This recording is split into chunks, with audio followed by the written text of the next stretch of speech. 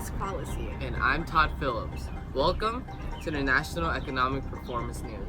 At NEP, we cover the latest and greatest news relating to national income account, circular flow, gross domestic product and its component, and real versus nominal. Now, Todd, explain to them what national income account is. Of course, Phillips. What a curved ball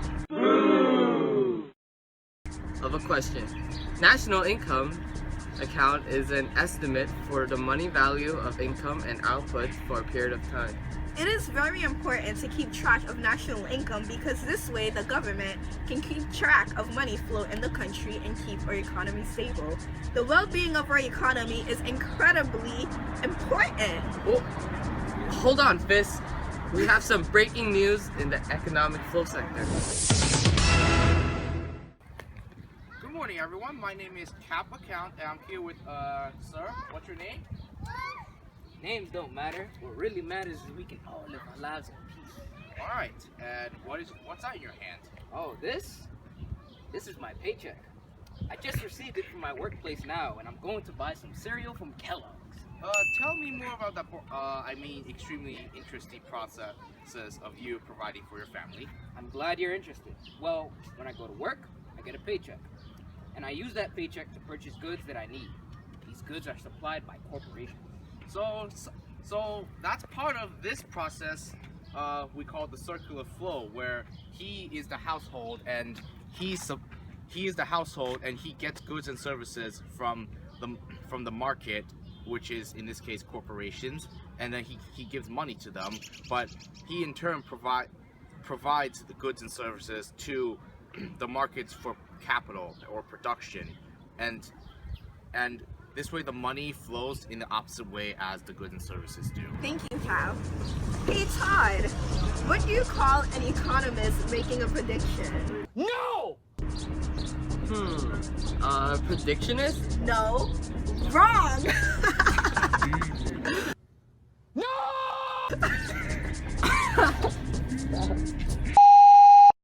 Well, circular flow does constitute a major part of our economy and its well-being. But how do you put that kind of thing in numbers? I mean, they must be doing it in some way, right? Right, Fisk. And for that, Bond has for us an interview with our resident expert on GDP, Mr. A Pile of Money. Thank you, Todd. My name is Bond, Bond, and I'm here with Mr. A Pile of Money. How are you doing? Very well, thank you. Been making it rain recently with my economic expertise. Yeah, so you claim to be an expert on GDP. What exactly is that? Well, it's an acronym for Gross Domestic Product. Here, gross most definitely does not mean that it's yucky. Oh no, it means something more like total. The entire definition of GDP is, well, the total amount of final goods and services produced in a given year, and the unit for it is measured in the currency of the country that produces it. Interesting. And how is that different from gross national product? Well, you see, both of them are used to measure economic well-being, but GNP accounts for stuff that Americans produce in other countries, while GDP does not.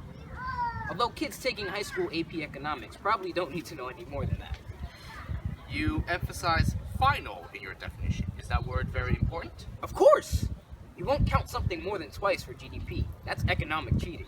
That means one product's components are counted with the product when it is produced, and that product will only be counted at its initial production, meaning resales are not counted either. Thank you, Mr. Apollo Money. Now back to Fisk and Todd. Thank you, Mr. Bond, for that great interview.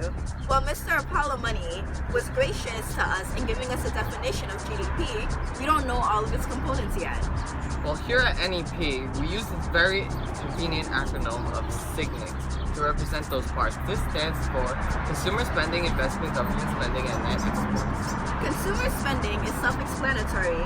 It's what consumers like Mr. Average Joe earlier spent on goods and services.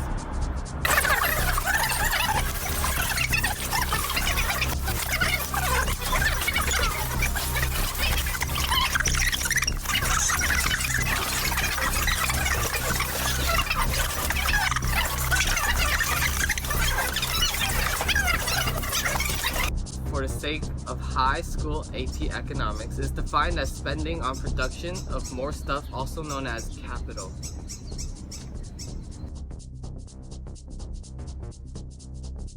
Government spending is money that our government spends on infrastructure, national defense, and the like. Remember, this does not include Social Security or any transfer payments, since those do not produce value when they are given. Finally, we have net exports. Net exports contribute to GDP by adding exports and subtracting imports. If you add imports and subtract exports, you are an idiot. Now, this brings us to our final segment of the day. Since our government prints more money, our currency loses value as time goes on. That must mean GDP years ago may not be as far away from GDP today, despite our increase in level of production.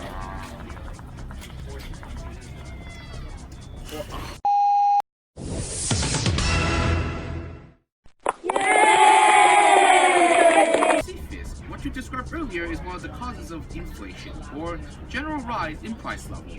Every year, the GDP that is recorded is called nominal GDP. The difference between nominal and real GDP is that real GDP is adjusted for inflation from a certain base year, while nominal is not. That's why on this graph that we economists use to measure aggregate demand and supply, we use real GDP. That way, we do not exaggerate our results and allow businesses to make really bad decisions. So the GDP from the time when you were walking on this earth is not that different from the one we see today, as the records show. Is that right? That should be right, young one. And by the way, did the long run of the idiot classicalists kick in yet? I told them we would be bloody dead by the time it kicks in, and now I'm wondering whether that has to be edited out. We actually don't know, Mr. Keynes. In fact, nobody really knows where a long run actually is.